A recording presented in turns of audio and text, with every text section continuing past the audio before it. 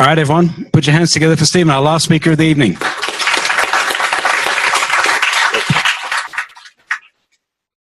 Thanks, guys. I'm Stephen. I work here at SendGrid. Thanks, guys. For the record, this is my first talk, so if I start mumbling, if I get rushed, if I start screaming and run out of the building and get on the first Greyhound to Tijuana, please bear with me. So anyways, so we've been working here at SendGrid with AWS for a fairly recent amount of time. I've been working with Go and AWS for probably the last 3 years or so.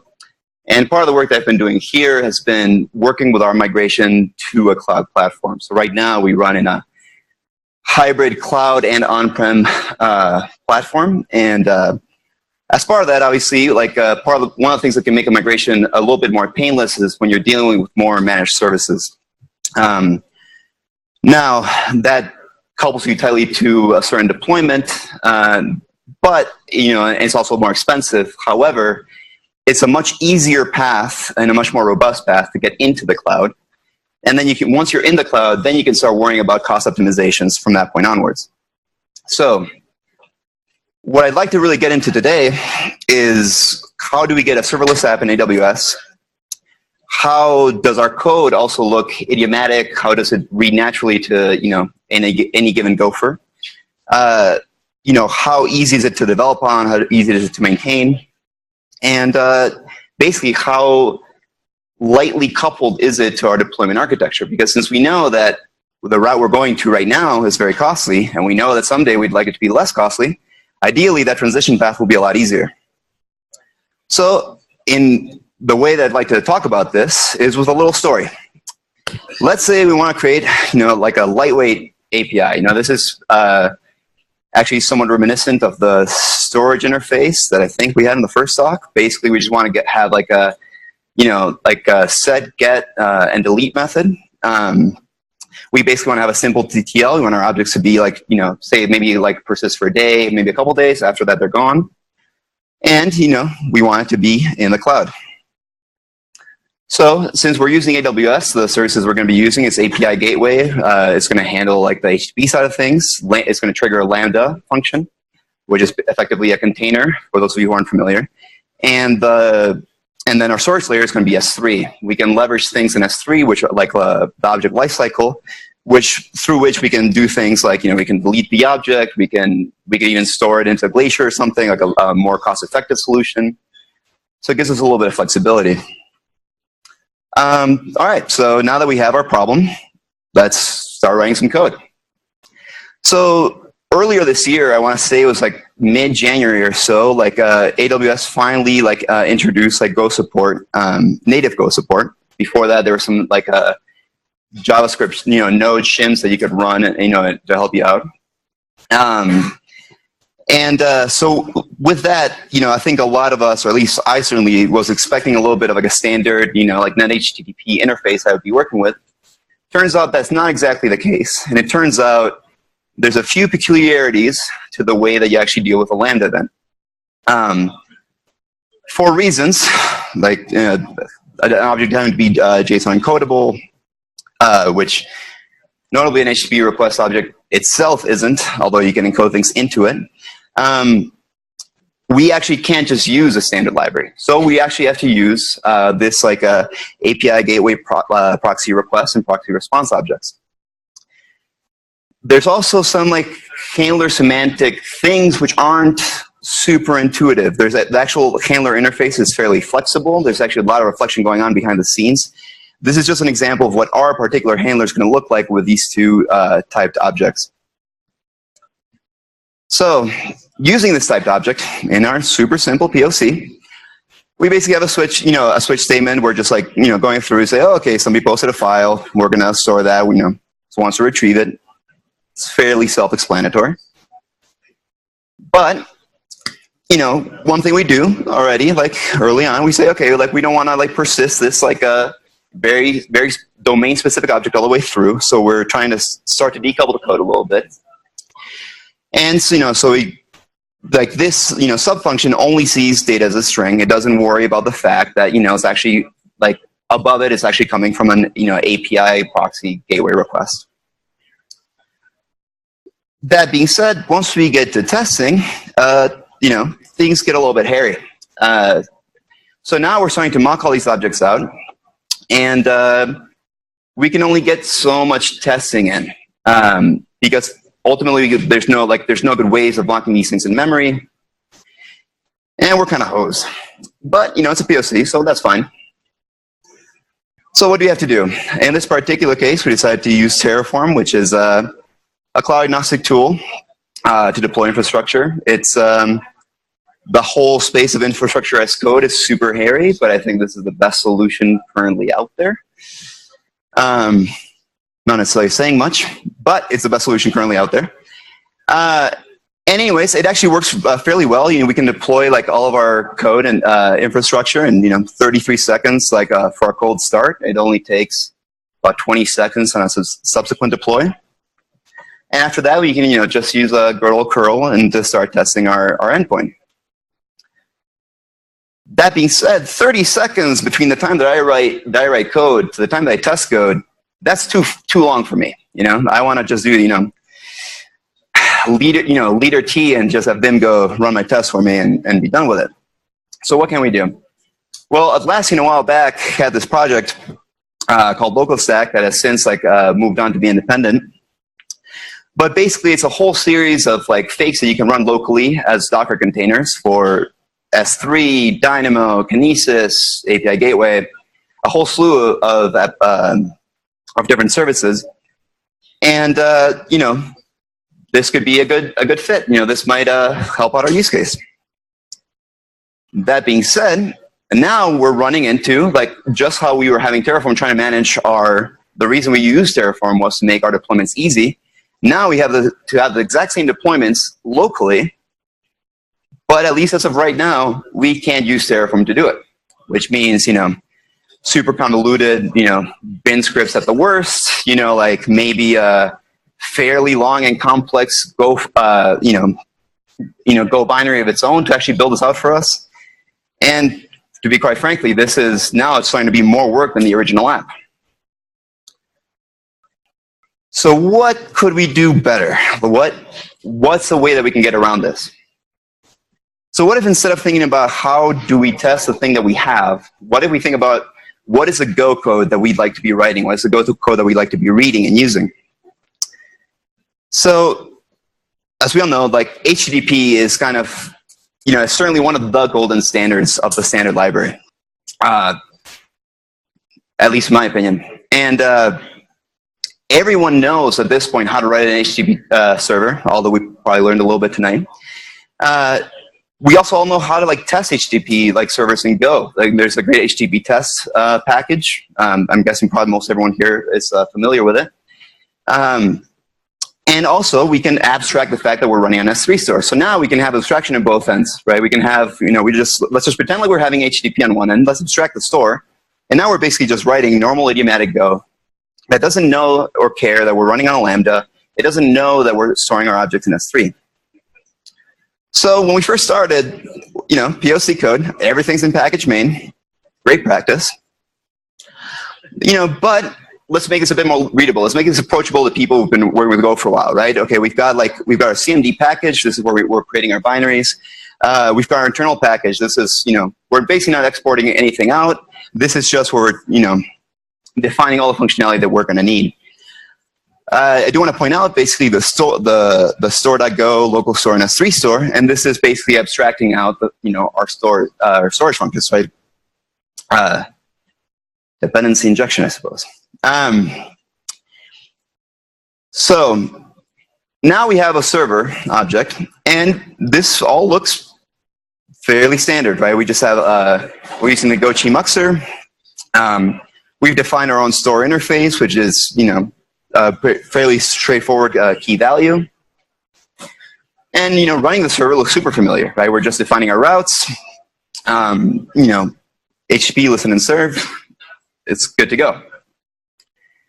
So, what does our local implementation and our S3 implementation of store look like? local store, we're just planning on using them in tests. We can just do with a map and a lock that'll work just fine for running like tests in parallel. Our S3 store actually has the S3 client embedded and some configuration metadata that it needs to know about to store its requests. So now in our test main, we can actually set up our full server to run as opposed to just calling a specific helper function.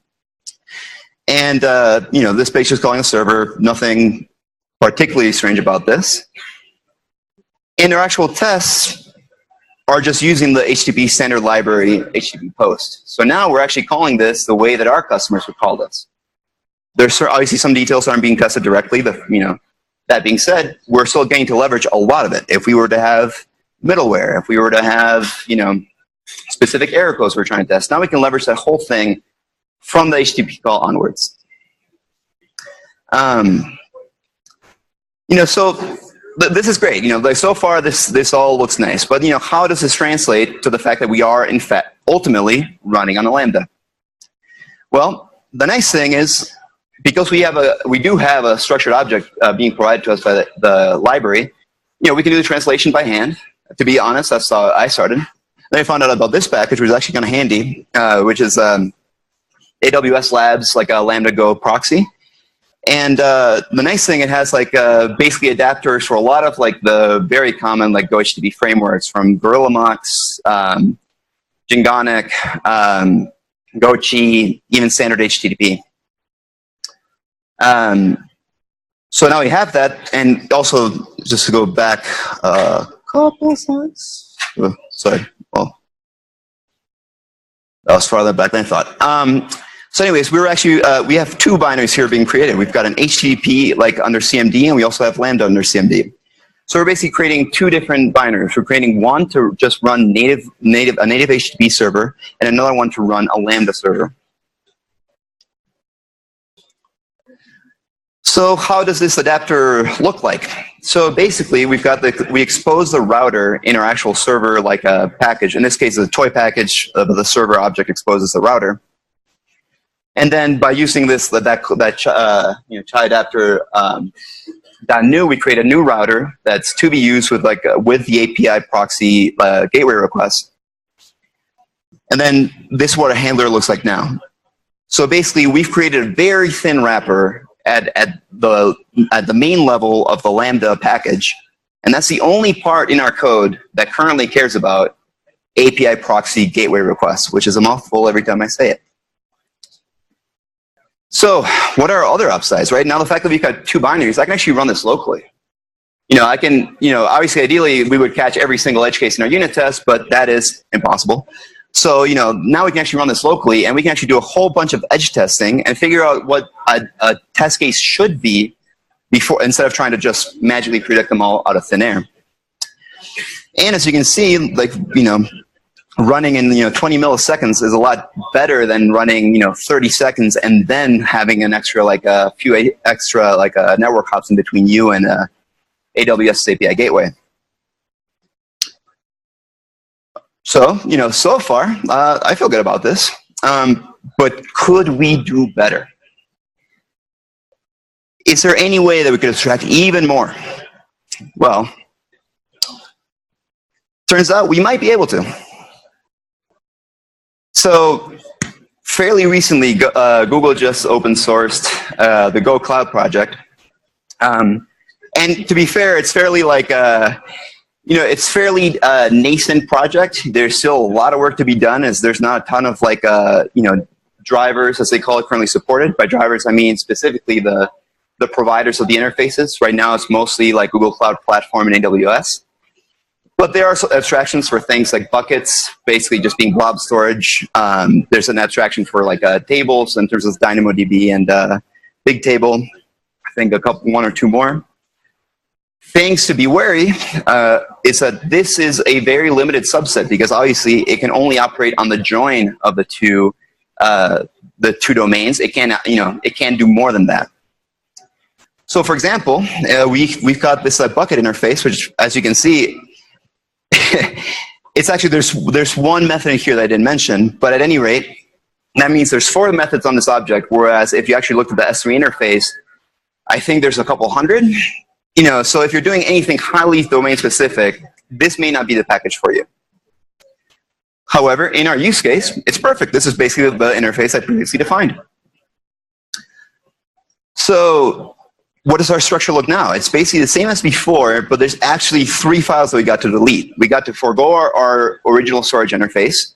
We got to forego our local storage implementation for test. And we got to forego our S3 implementation. So what does this actually look like when we're calling it? So in the actual local tests, this is basically the setup server call that was present earlier, other than getting a free port just so we can run our local server on in the test. All we're really doing is just that we're just instantiating a new bucket in this temporary directory that we created just using OS tempter. And after that, the call is just new config store. What does this look like in the in our actual HTTP server main? Just this. We basically have a flag. We get one store or the other because since they're both implementing this bucket interface. And it gets instantiated, the server gets instantiated in the same way. So now, the nice thing about this is that we went from a point where we are both the way that our requests were getting into our system were highly coupled to the AWS ecosystem, and the way we were storing our requests were highly coupled to the AWS ecosystem. So now, the majority of our business logic doesn't care about the ecosystem it's deployed to. And furthermore, we're actually now more extensible should we need to be. It's not always the case that you're going to be multi-cloud provider because that's a very complicated problem. But even a problem of scale. For example, we know that Lambdas are cost effective at low volumes, but we know that there's a certain point in scale where the cost of running a Lambda, just per request, is going to start to outstrip the cost of running, a long-running server or a long-running container, using ECS. So the fact that our code now is not tightly coupled to that deployment mechanism means that we can now deploy to ECS or Lambda seamlessly with no change in the code.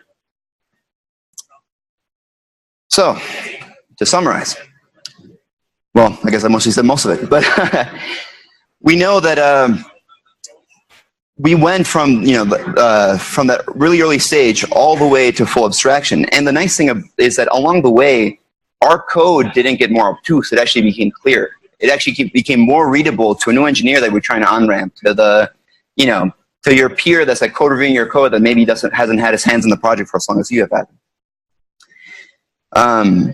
And anyways, I hope that was helpful to you guys.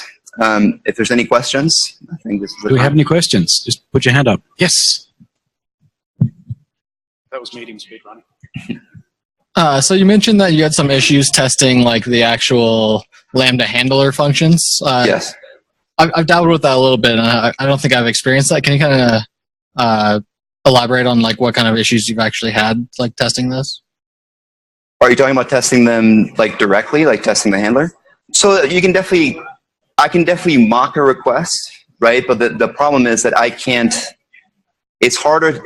Anytime you're dealing with the mock, it's you're losing even more of the details along the way. And the issue actually in the original test almost had less to do with the request on the way in because we can mock that. It had more to do with what we do with the request once we have it, right? How do we put it into a store? At the beginning, we were tightly coupled to S3 store. Now there's a Minio interface which you can use, which you can implement both yourself. You can use the Minio itself, and you can use S3. It satisfies the S3 protocol, wire protocol. But that being said, that's introducing a whole bunch of complexity for what we're trying to do, which was ultimately pretty simple. Fair enough. Are there any other questions? Then I declare your first public speaking announcement closed. Woo!